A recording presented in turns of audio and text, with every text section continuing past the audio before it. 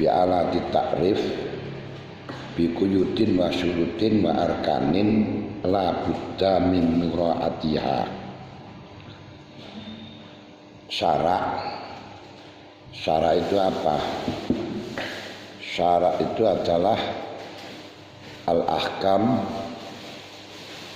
al-munazzal ala sayyidina Muhammadin sallallahu alaihi wasallam allati fahimahal ulama minal kitab wa sunnah nason wastimbaton. Yang disebut dengan syarak adalah hukum-hukum yang telah diturunkan oleh Allah terhadap Kanjeng Nabi Muhammad sallallahu alaihi wasallam yang dipahami para ulama dari Quran dan hadis, baik secara tekstual atau kontekstual. Itu jenenge syariat.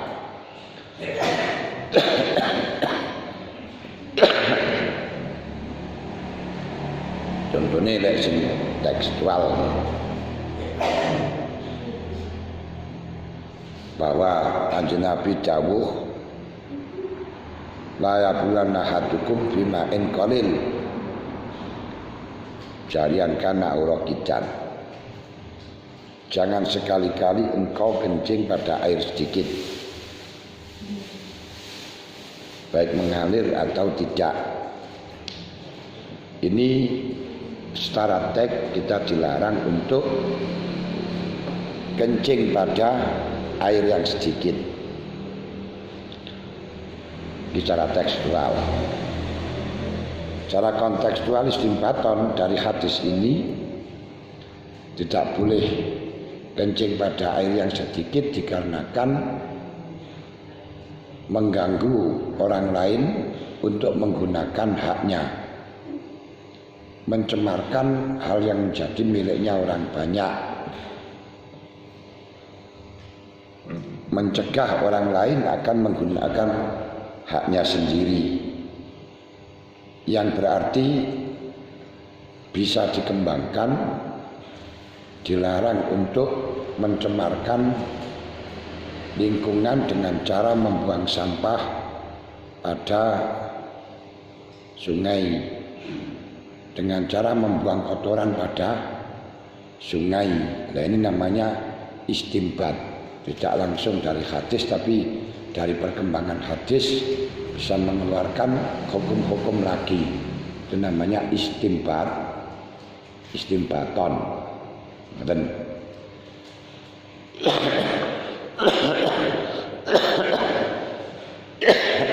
contoh lagi yang istimbaton, Allah Ta'ala dawaken uhilla lakum lailatas syiyamir rafathu ila nisaikum hunna libasul lakum wa antum libasul lahun. Uhilla lakum lailatas syiyam, di malam puasa diperbolehkan bagi engkau semuanya rafasul ila nisaikum, melakukan rafas terhadap istri-istrimu, yakni melakukan satu tubuh di malam Ramadan bersama istri-istrimu. Hunna libasul lakum wa antum libasul lahun. Karena seorang istri itu adalah selimut seorang laki-laki, seorang laki-laki adalah selimut seorang putri. Ini secara tekstual berarti kita diperbolehkan untuk melakukan setubuh di malam bulan suci Ramadan dengan istri. Itu secara tekstual. Secara konteks, secara nas, secara istimbaton, kontekstual, berarti orang itu dalam keadaan junub melakukan puasa enggak apa-apa. Jadi orang itu melakukan puasa dalam keadaan junub artinya dalam keadaan punya hadas besar gak apa-apa. Loh kenapa? Karena Allah Ta'ala melarang, ya Allah Ta'ala melegalkan untuk rafas di malam bulan Ramadan yang sudah barang tentu. Yang dimaksud malam itu keluarnya tutupnya matahari sampai keluarnya fajar. Karena dawuh Gusti Allah, Qul wasrabu hatta yatabayyana lakumul khaitul abyadu minal khaitil aswadi minal fajr. Berarti sebelum fajar keluar ini masih dihukumi malam, sehingga masih diperbolehkan walaupun kurang 5 menit subuh. Padahal kalau kita melakukan semacam itu sudah barang tentu tidak mungkin untuk mandi. Berarti akan dikeluarkan hukum dari dawuh niki secara kontekstual, secara istinbat boleh puasa walaupun belum mandi. Dikembangkan pula kalau junub itu diperbolehkan, berarti orang haid sudah mantap, sudah mampet, belum mandi boleh melakukan puasa.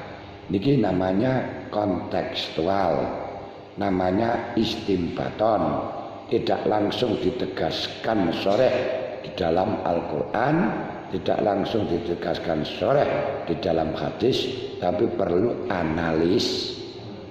Dan ini jenenge istimbaton. Itu juga namanya syariat.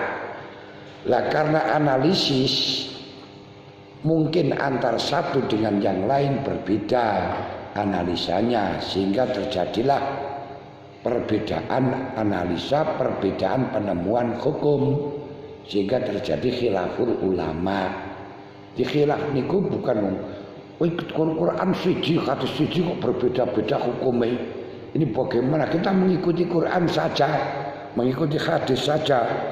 Ini kata-kata orang yang sangat menunjukkan kalau bodoh sama sekali. Jadi dikira Quran itu kamus enggak? Ya Qurannya seperti itu, tapi analisanya gimana kan benar? Ini jadi ketika analisanya berbeda ya akan terjadi berbeda. Contoh lagi,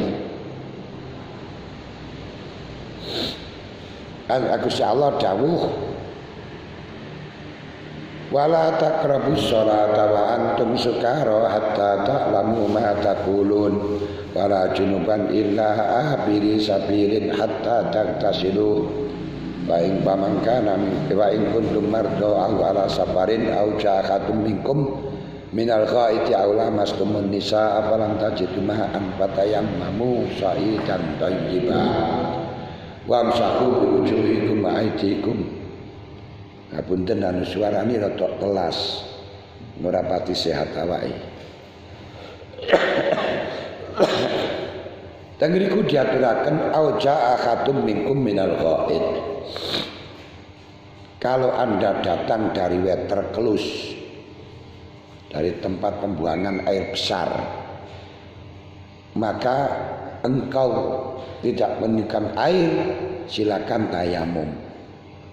Silakan tayamum, famsahu biwujuhikum wa adikum, usaplah wajahmu dan tanganmu. Hanya itu ayatnya. Lah, masa orang datang dari waterkelus, tempat air besar, itu membatalkan wudu, irasional. Maka yang dikendaki dengan ayat auja ahadum minkum minal ghaid, datang dari WC ya berarti baru buang air besar, bukan karena datang. Makanya kalau kita kulit Al-Quran saja loh, kentuk Al-Quran itu datang dari waterkelus suruh mandi. Aku suruh kalau tidak menemukan air disuruh tayamum. Yo gak mungkin, gak relevan. Makanya yang dimaksudkan adalah setelah buang air besar. Lalu setelahnya buang air besar, lalu dianalisis. Kenapa buang air besar mewajibkan wudu? Nah, ini analisisnya Imam Syafi'i karena keluarnya dari dua jalan. Ini khusus jalan dua, jalan depan, jalan belakang, yang sehingga setiap keluarnya sesuatu dari dua jalan ini, baik langganan atau tidak langganan, ini tetap wajib wudu. Berarti mengeluarkan darah, mengeluarkan kencing, mengeluarkan batu, mengeluarkan akik, ini tetap wajib wudu. Mengeluarkan nanah. Analisisnya Imam Malik beda lagi. Analisisnya Imam Malik bahwa kata-kata dalam waterclose itu ya hanya terjadinya sesuatu yang biasa terjadi. Apa? Ya berak, kentut, dan kencing. Aslinya kencing dan berak. Tapi orang itu tidak akan pernah bisa berak tanpa kentut. Ayo, sampai bisa enggak berak tanpa kentut sama sekali? Nggak iso. Berarti ditambahi maneh yaiku berak, kentut, dan kencing. Iku sing batalno wudu. Lah, kebiasaannya yang dari waterclose yaitu aja, berarti kalau mengeluarkan sesuatu yang tidak biasa seperti batu, akik, kemudian nanah, darah, ini tidak mewajibkan wudu. Itu analisisnya Imam Malik. Kenapa? Karena kata ja'ahatu minkum minal ghaid biasanya ya hanya 3 itu, yang lainnya gak dimasukkan. Sebab kata khitab itu yang terbiasa, khitab untuk hal-hal yang tidak terbiasa gak akan dikhitabi. Analisisnya Imam Abu Hanifah beda lagi. Memang dalam ayat itu kata Abu Hanifah hanya datang dari waterclose, berarti berak, kentut, dan kencing. Lalu kenapa kentut kencing kok ini kewajiban wudu? Nah, cara Abu Hanifah karena najisnya, karena najis. Oleh karenanya kalau di situ mengeluarkan najis wajib wudu. Tidak hanya di dalam berak, kencing, dan kentut, tapi khusus yang najis. Makanya orang-orang yang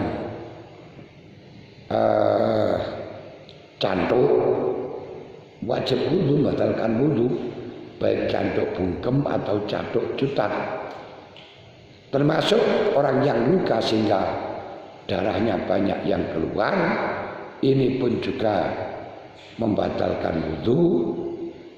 Ini pun termasuk mewajibkan untuk wudu karena mengeluarkan najis menurut analisisnya Abu Hanifah.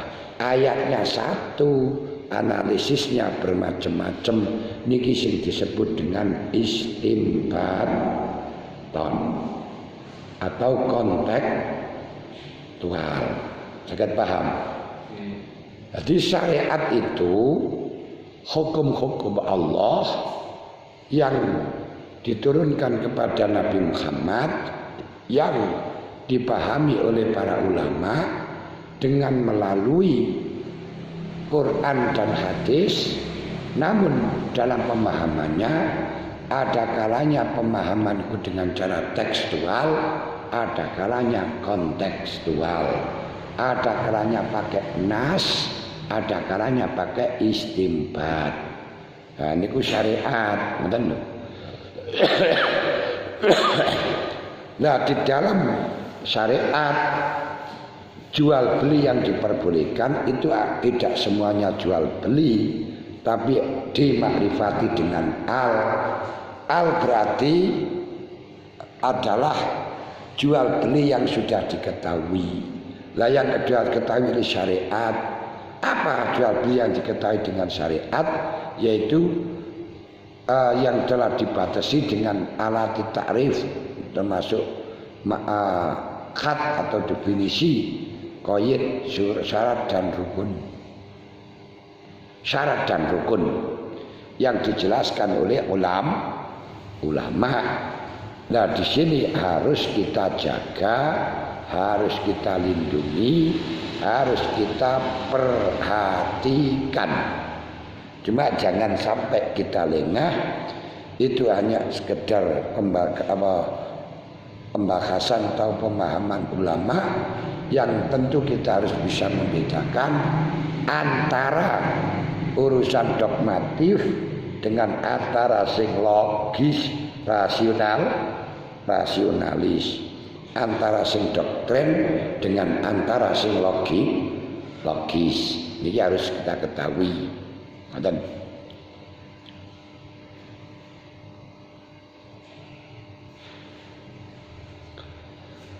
termasuk qaid-qaid yang harus disegah.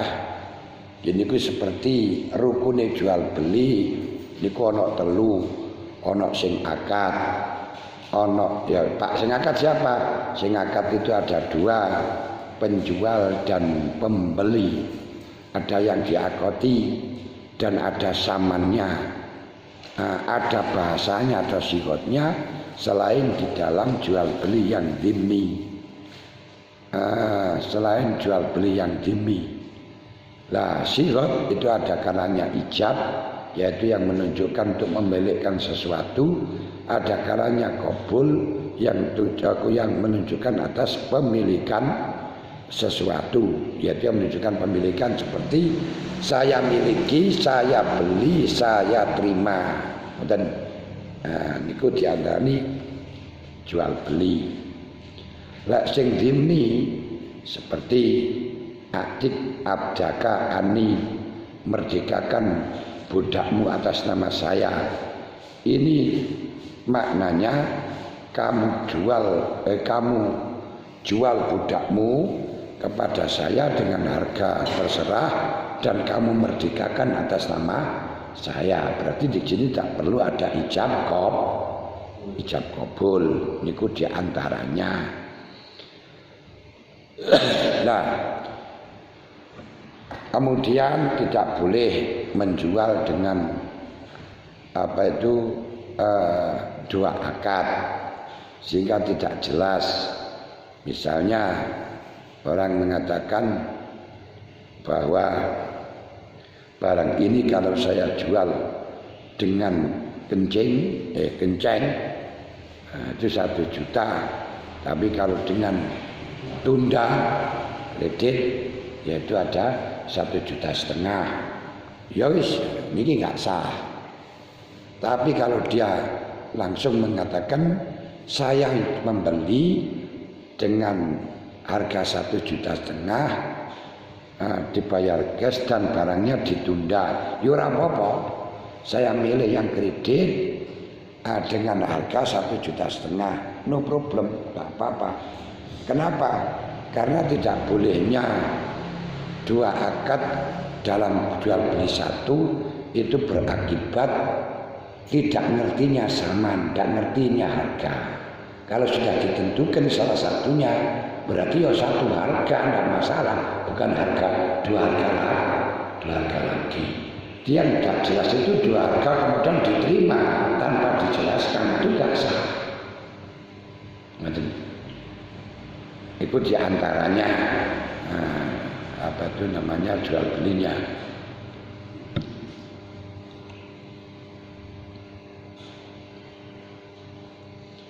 Di dalam sihot harus tidak ada pemisahan antara ijab dan qabul walau untuk kemaslahatan. Walaupun aku layak walau limaslahatin la biasin wabila dia ajnabin, termasuk dipisah dengan kalam lain yang tidak ada kemaslahatannya dengan akad atau tuntutan akad, seperti Bismillahirrahmanirrahim. Alhamdulillahirrahmanirrahim. Wassalatu wassalamu ala sayyidina Muhammadin. Muga-muga barokah lan mangapura tak trimo dodole. Ora apa-apa kaya ngoten niku. Iki sami kalih panjenengan diagati angka duka wa sabastuka bintalabun bimari khamsat biyatin. Alhamdulillah wassalatu wassalamu ala Rasulillah.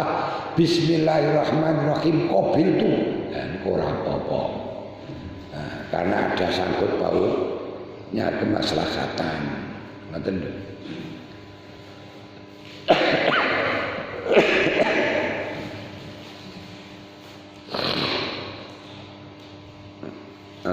Atau lu kok lemparan temen, kok murah temen, ya wis tak trimo. Niku gak apa-apa, gak masalah.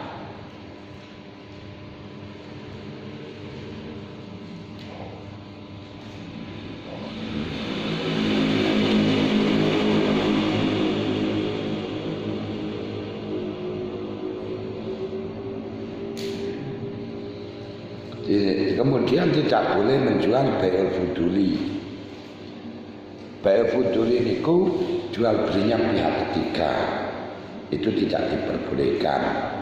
Walaupun maliknya lalu memperbolehkan.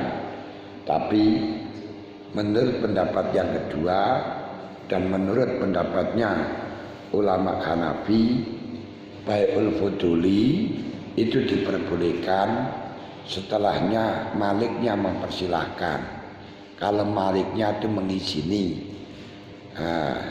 karena seperti maklum, contoh seperti sama di pasar duwe tonggo podo-podo dodol, kemudian ia tinggalkan kencing, ia tinggalkan perak, terus ada orang membeli, terus kita jualin. Itu enggak apa-apa kalau nanti dia itu ridho, dia itu mengizini. Kalau enggak mengizini ya suruh minta lagi kan ya. Tidak mengesahkan. Niku jenenge bai'ul fuduli. Bagi yang tidak memperbolehkan bai'ul fuduli niku karena bai'ul fuduli niku orang yang pihak ketiga yang tidak ikut campur, tidak ikut memiliki. Tapi menurut Abu Hanifah atau Qausani dari Syafi'i, kalau diizini oleh pemiliknya itu disahkan. Hal itu seperti halnya kasus Kanjeng Nabi memerintahkan sahabat untuk membelikan kambing dengan seharga 6 dirham. Nah, lalu sahabat yang dikasih uang 6 dirham suruh membelikan kambing tadi, beliau dibelikan dapat 2 kambing 6 dirham. Setelah mendapatkan 2 kambing, terus kambing yang satu dijual laku 6 dirham. Akhirnya uang utuh, gak kalong belas, tapi dapat kambing. Lalu oleh Rasulullah didoakan dengan barokah. Nah, di sini dalam istidlalnya, dalam pengambilannya dalil bahwa dia itu tidak ikut memiliki. Wong disuruh membelikan kambing 6 dirham, kemudian dibelikan dapat 2, terus yang satu dijualkan 2, mestinya ada Kanjeng Nabi. Kemudian dijual lagi, setelahnya itu uangnya diberikan pada Kanjeng Nabi. Kan dia menjual barang yang dia tidak miliki, betul.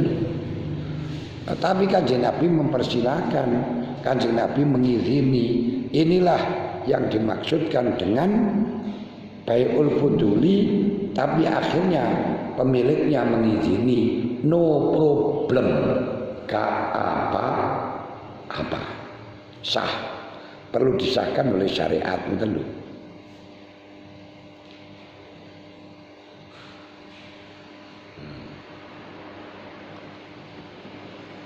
Nah, terus orang yang akad harus mengetahui apa yang telah dijual belikan. Tidak diperkenankan menjual belikan barang yang tidak bisa dikuasai, atau barang yang lari, atau barang yang tidak diketahui. Tidak boleh. Kalau kata orang membeli kucing di dalam karung enggak boleh, harus jelas dong.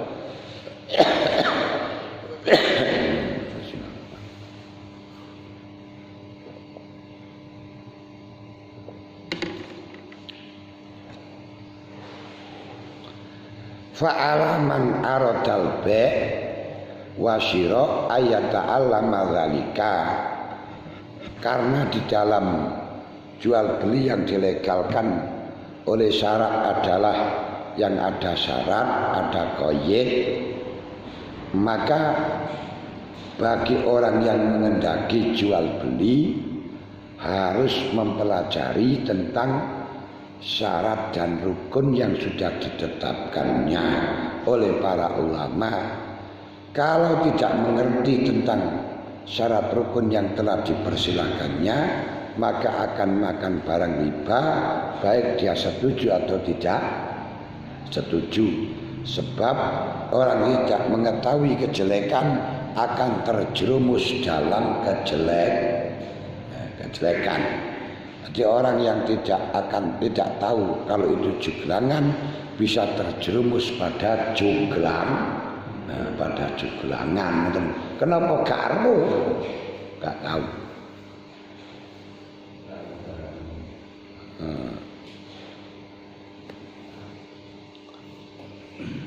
Wa qaruma ala ijra'il ma'qud ala ma marra ala ma amarallahu bihi. Waqat qala sallallahu alaihi wasallam at-tajir as-sadduq yuksaru yaumil qiyamah ma'syiddiqin wa syuhada wa sholihin. Kanjeng Nabi dawuh, pedagang sing jujur akan dikumpulkan dengan orang-orang yang jujur di hari kiamat, kecuali orang yang takut kepada Allah, berbuat baik kepada Allah, berbuat baik kepada orang tua, dan berbuat baik kepada Allah. Dan ittaqullah bar wa sadaqah. Kenapa kok sampai at-tajir as-sadduq yuksaru yaumil qiyamah ma'asiddiqin wa syuhada? Karena mereka niku ujiannya kuat, ujiannya juga berat, sebab nggawa duwe wong akeh niki bisa menjadi melarikan diri, bisa sembunyi tapi dia malah mengendaki baik, maka berhak mendapatkan pahala yang sangat besar.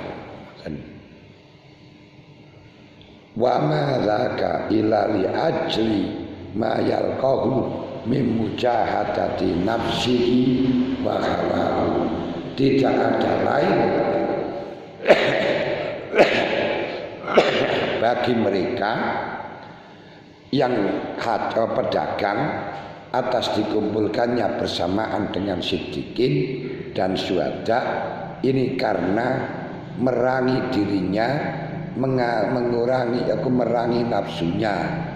Karena nafsu dan keinginannya ini sudah cenderung untuk pengangguran, anal batal, kemudian walayastayani tadi, dan gak seneng untuk mujahadah moyo.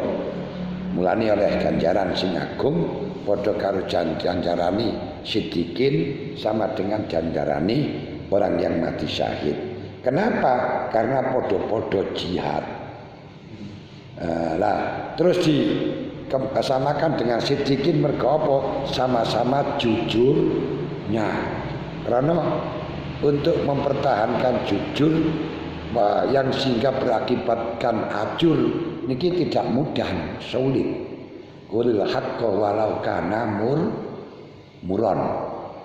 Jadi qulil haqqo walau kana muron itu kalau urusan pribadi tidak boleh sampeyan jujur ngomong nih eleke wong liya terus pakai hadis qulil haqqo walau kana muron, haram. Nggih. Enggak oleh. Kalau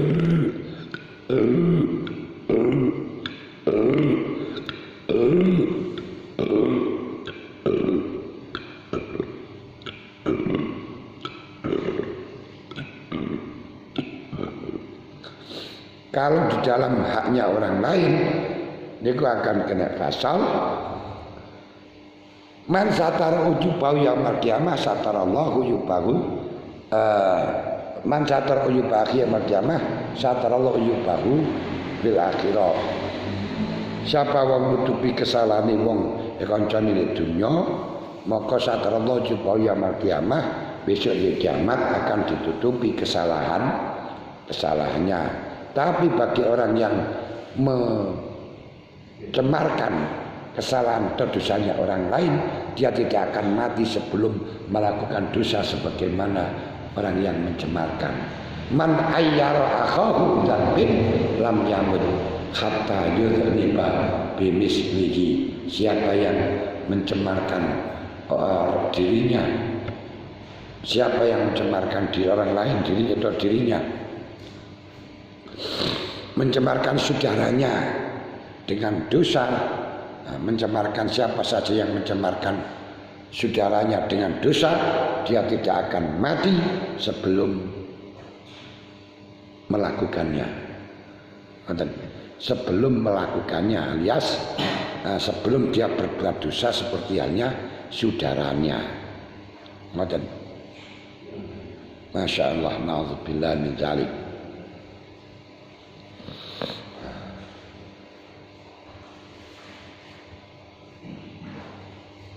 Kemudian di dalam pekerjaan giniku kita diperintahkan dalam jual beli sing jujur, jangan bawur. Jangan bawur, karena lek bawur niku ora diparingi barokah ing dalem bisnis, ing dalem dagangane. Mboten paringi barokah lek bawur. Giniku Kanjeng Nabi nate terjadi ketemu kali tiang dodol panganan, kemudian Kanjeng Nabi memasukkan astoni dilebokno, tibae kok ono kebis-kebis jemek, ditekono karo Kanjeng Nabi, "Mada, apa iki kok jemek?" Terus dawuh, "Nika kehujanan ya Rasul." Kanjeng Nabi dawuh, "Kenapa tidak kau letakkan di atas sehingga orang tahu, jangan disembunyikan." Man khassana falaisa minna. Siapa yang menipu saya di dalam pengajian saya, maka tidak termasuk golonganku. Yes.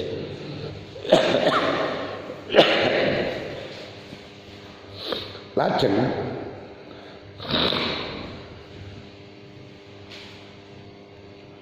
anal insan ingkana matjaran fala yud ala hutir fala yang bagi lautar kuti jaroh watajarut anhu. Jadi kalau orang itu sudah berdagang, jangan sampai meninggalkan dagangan karena ingin meligi datang kepada Allah, niku keliru. Tajarut kepada Allah, niku keliru. Tidak ada satupun orang yang masuk Islam dengan mempunyai pekerjaan oleh Rasulullah diperintahkan untuk meninggalkan pekerjaan. Gak ada. Jadi orang yang melakukan pekerjaan terus masuk Islam disuruh berhenti kerja, itu ndak ada. Semuanya dipersilahkan. Makanya orang bekerja, orang mukmin yang bekerja niku punya derajat yang luhur setara dengan iman. Dawuhipun Syekh Abdul Hasan Asyadzili, juga didawuhaken kali Syekh Abdul Wahab Asy-Sya'rani, man lakas balahu bahwa kalmar ati wong sing gak duwe penggawean kaya wong wedok. Itu kaya wong wedok, padahal wong wedok saniki malah sregep. malah sregep alias gak enek gunane. Dan al mukmin wong mukmin sing al muktasib sing kerja dengan catatan bukan karena memperbanyak bukan memperkaya atau angka-angkaan, itu lebih baik daripada para masyayikh, para kiai-kiai yang ngunjungkung ibadah sing majazib artinya ditarik karo pangeran tapi makan melewati agamane. Niki apik wong sing mukmin sing gelem nyambut gawe. Niku penting. Mulane tiyang sing arif sing sempurna, wong sing makrifat yang sempurna itu adalah bukan orang yang memerintahkan orang lain meninggalkan pekerjaan kemudian diajak suluk, akan tetapi orang yang membiarkan orang-orang lain bekerja sebagaimana aslinya tapi disulukkan. Nah bagaimana? Yaitu bagaimana caranya kerjane niku ben jujur. Kerjane niki tidak untuk sekedar senang-senang tapi untuk mendapatkan kecukupan, biar terjadi tidak ifah, biar dia itu tidak ifah niku tidak tidak minta ngoten lho. Enggak tomak. Niki penting, dadi ben ora tomak karo wong liya. Lah nyambut gawe utawa wong mangan niku nanti tidak akan dihisab oleh Allah Ta'ala dengan catatan papat. Napa siji? Ya niku tidak haram, sing dipangan sing dianu enggak haram. Nomor loro tidak subhat. Nomor telu, arti tidak haram, tidak subhat. Terus nomor telu, oleh nyambut gawe, oleh mangan iku untuk kekuatan ibadah. Nomor papat tidak melebihi kebutuhan. Makanya orang bekerja biar menjadi betul-betul halal di dalam pekerjaannya niku setidaknya menjaga dalam 5 hal. Napa 5 hal itu? Pertama, harus menjaga sangka nyambut gawe sing ora jelas, yang sing dilarang syariat, niku sing haram. Nomor loro, niatilah nyambut gawe untuk menjaga, melakukan kewajiban dirinya, kewajiban keluarganya supaya diselamatkan dari tomak. Nomor loro. Nomor telu, yakinlah bahwa rezeki niku sing ngekai Gusti Allah bukan dari pekerjaanmu.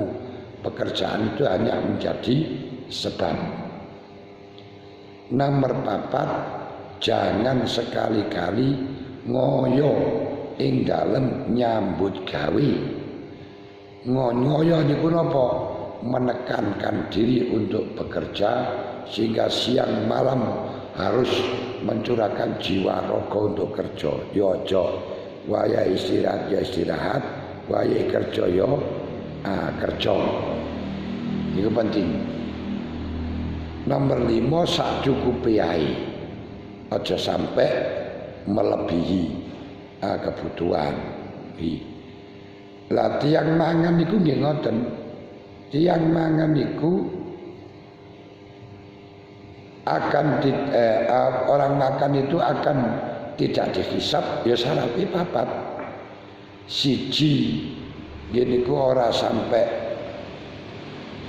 mangan barang haram. Nomor loro ora subhat. Nomor 3 krana kekuatan ibadah. Nomor 4 gur sak cukupe. Sekalipun toh sak cukupe lek barang iku haram utawa syubhat ya tetep haram. Sekalipun toh niku halal tapi lek gak sak cukupe niku nggih elek. Ora yo haram enggak tapi elek yang nanti akan kita akan apa niku namanya kita nanti akan dilecehkan karo pangeran di hadapan makhluk-makhluknya kilo makhluk sing ora duwe isin mentenan ini. Dan niku kita akan kisinan. Wis.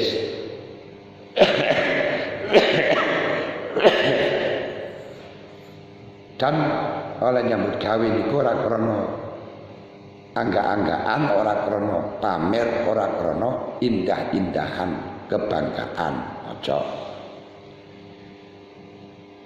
Dadi tiyang sing sempurna imani wong makrifat yaitu orang-orang yang membiarkan orang bekerja sesuai dengan profesinya terus diajak suluk menuju kepada Allah, bukan orang yang melarang atau orang yang merintahkan orang-orang kerja menjadi berhenti terus jungkung suluk kepada Allah. Niku keliru. Kaleh mulane Syekh Bil Abbas Ali Al-Musi niku jawaken ij'al mukukakum subhatan wa kudunakum subhatan wa misanakum subhatan wa mikyalakum subhatan wa sayraku wa safarakum subhatan. Dadi kowe ojo sampai ninggalno nyambut gawe balik paculmu gawin tasbih ya karo macul karo maca tasbih karo macul karo maca selawat terus kampakmu jadikan tasbih karo ngampak karo maca selawat blak sepisan sallallahu alaihi Muhammad blak sallallahu alaihi Muhammad berapa saja lek maca selawat niku penting.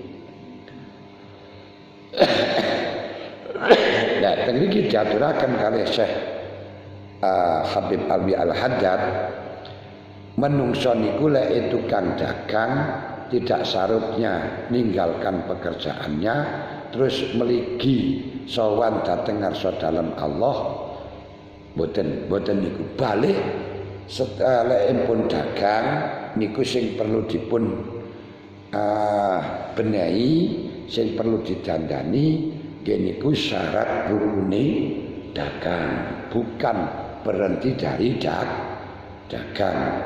Mulane Syekh Athaillah ndawaken iradatuka at-tajrida ma iqamatillahi ta'ala iyyaka bil asbab minasyahwati al-khafiyati wa iradatuka li asbabin ma iqamatillahi ta'ala iyyaka bit tajrid in khitatun anil himmati al-aqliyati. Lek ing dalem hikam dawaken kapan-kapan awakmu karep tajrid niku iradatuka tajrid mengendaki mligi nang pangeran tok wis ora nyambut gawe ora ngurusi dulur ora ngurusi anak sing penting ibadah tok. Padahal oleh Allah engkau dijadikan makom nyambut gawe kok kepingin tajrid kepingin gak nyambut gawe niku termasuk syahwatun khafiyah. Ya kita nyambut gawe ya berdoa dan mulai di dalam berdoa panjenengan ndak usah menentukan gak usah menargetkan tapi sing penting njaluk selamat njaluk cukup ora usah ya Allah kula nyuwun rezeki sing kathah bondo sing kathah karena kathah niku ora mesti Mas laka tapi njaluk sing cukup njaluk sing selamat. Dadi wonten Syekh Umar Al-Hamal niku wiritane niku al-afiyah, al-afiyah, al-afiyah, al-afiyah, al-afiyah, al-afiyah. Syekh Umar Al-Khamar iku wiritane ngoten tok. Ya Allah, selamatkan aku dunia akhirat, selamatkan aku dunia akhirat, selamatkan aku dunia akhirat. Ya Allah, selamatkan aku dunia akhirat. Ngono wae. Kita koi karo wong-wong, maksudnya panjenengan iku piye to? Kok wiridan kok selamat. Terus dawuh ngene lho tak critani. Aku ikut zaman biyen penggaweane tukang apa itu namanya panggul, kuli panggul itu tukang mikul ngusungi barangi wong liya.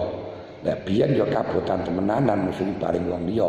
Lah saiki kan pinter ora usah dipikul digawakno sorong, digawakno argo, digawakno gledekan ya.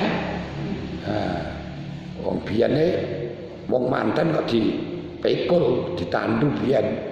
Goblok-goblok wong biyen ora ngerti. Saiki jangankan manten, wong mati ya serasa ditandu. Ora ono gledekan ae ya. Lek adoh karo motor, lek cedhak kuthane karo gledek. Karo gledekan ya Allah. Males kabeh kan iki. Ya wis pinter kabeh.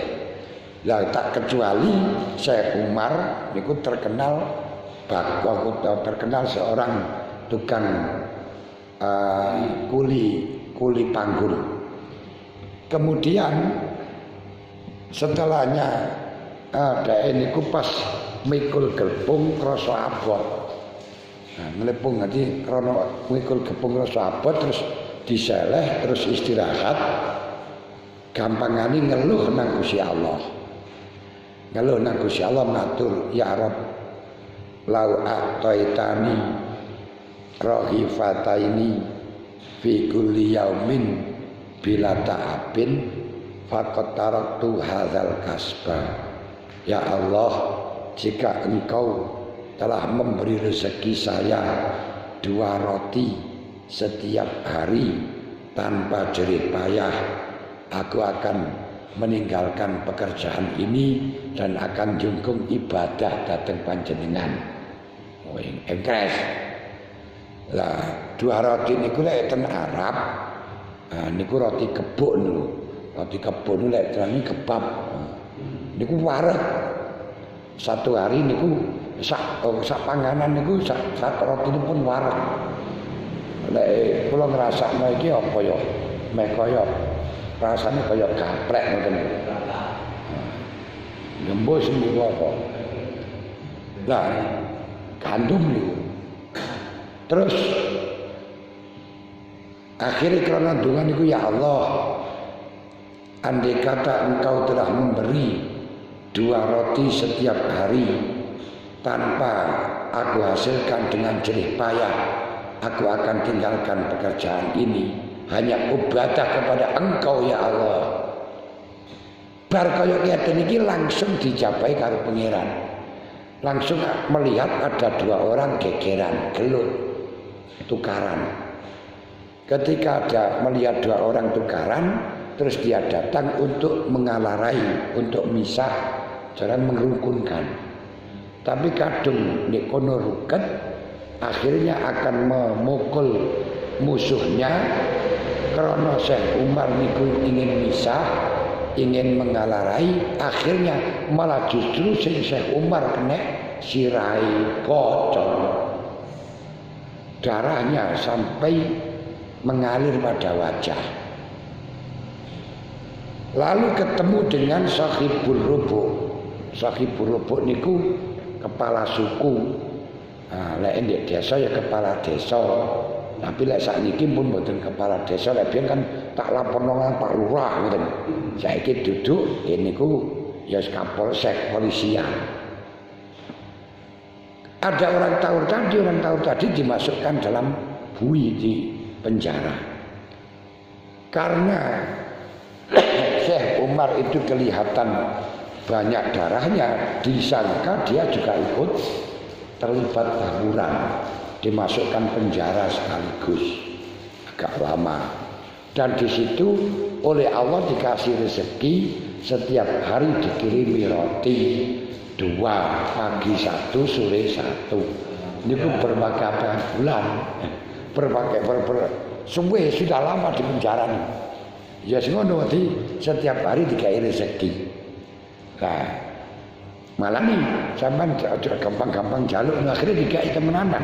Tapi ngeten di penjara. Jadi raja. Kan di penjara kan dia tetap dikasih makan.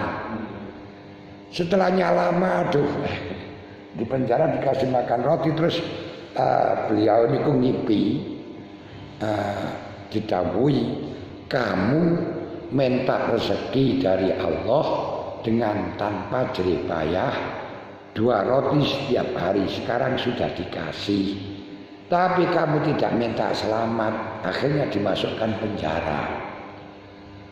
Akhirnya mulai dari situ akhirnya wiridane wis selamat afia selamat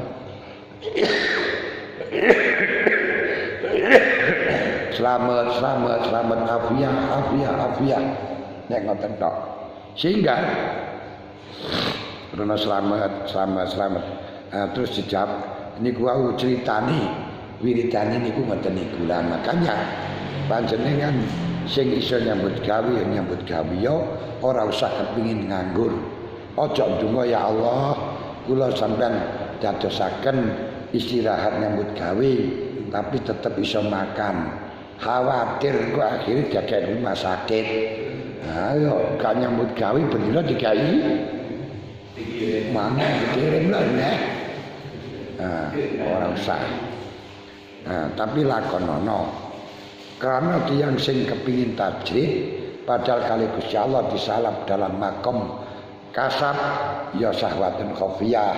Tapi lek wong sing dikai makom tajrid kok kepingin kasab niki berarti inkhitatun an himmatin aliyah. Tiyang sing rezekine wis dicukupi ora usah nyambut gawe lah kok kepingin kasab niku nggih inkhitatun an himmatil aliyah. Ngoten. Lah sing dimaksud asbab niku napa? Asbab niku perkara sing nekakaken maring negara, nekakaken maring tujuan yaitu yang didapat atau hal yang didapatkan baik urusan niku urusan dunia.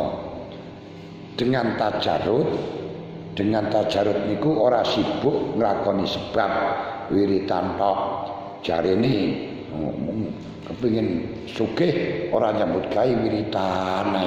Ora iso ya pangga nyambut gawe aja wiritan.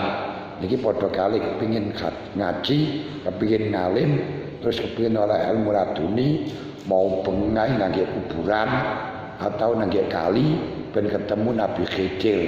Wah akhirnya dadi kentuk kabeh, dadi sampel, ora dadi wong ngalim. Dadi wong ngalim ora. Ngoten lho. Iki penting. Lek kepengin sugih ya nyambut gawe ya, lek kepengin cukup ya nyambut gawe ya, lek kepengin pangkat ya nyambut gawe ya, lek kepengin napa ngalim ya belajar. Jangan jalan pintas kepengin sugih nang kuburan. Ya kok ora iso sugih sono kuburan kok sugih. Utangi sak pirang-pirang terus berangkat nang kuburan. Ya nyambut gawe utangi akeh kok nang kuburan. Ini lho.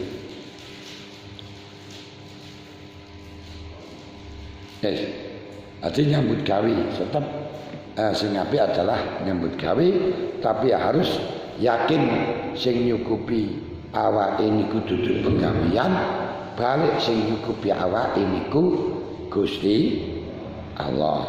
Niku penting. Nah, tandane tiyang niku dikai makom tajrid, tandane tiyang niku dikai makom kasab dos pundi alamate kamatilayat tajrid nggih niku awake wis tetep wis gak ngersula ora tomak karo pangeran ya wis iku lakonono wis. Lek awake sik tomak berarti yo niku kasat. Lek kasat berarti yo nyambut gawe ya ngoten lho. Sunma inna baqiyatal ukudi minal ijarati wal kirati wal rohni wal wakalati wal wadiati wal ariyati wasyirkati wal musakoti wa ghairiha kadzalika la buddha min muraatiha wa syurutiha wa arkaniha. Kemudian akad-akad yang lain seperti akad ijarah. Lek wau tijarah niku dagang, lek ijarah penyewaan. Akad kirot, akad gade, akad wakalah, akad titipan, akad ariyah, pinjaman itu utangan, wasyirkah, akad sekuton, akad musakoh. Ini semuanya harus melalui syarat dan rukun yang harus dijaga. Insyaallah diparingi karo pangeran sesuk kita kaji syarat rukune ijarah, syarat rukune wadiah, syarat rukune rohen. Pun saking niki lek wonten sing ditangletaken monggo lek wonten sing ditangletaken. Suarane rada telas. Pirang-pirang dina niki mbuh ngapa. Ya karepe pangeran wae. Mboten.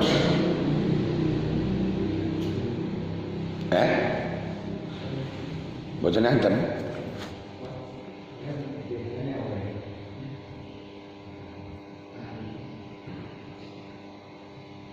Napa? Lali. Nggih pun. Nggih.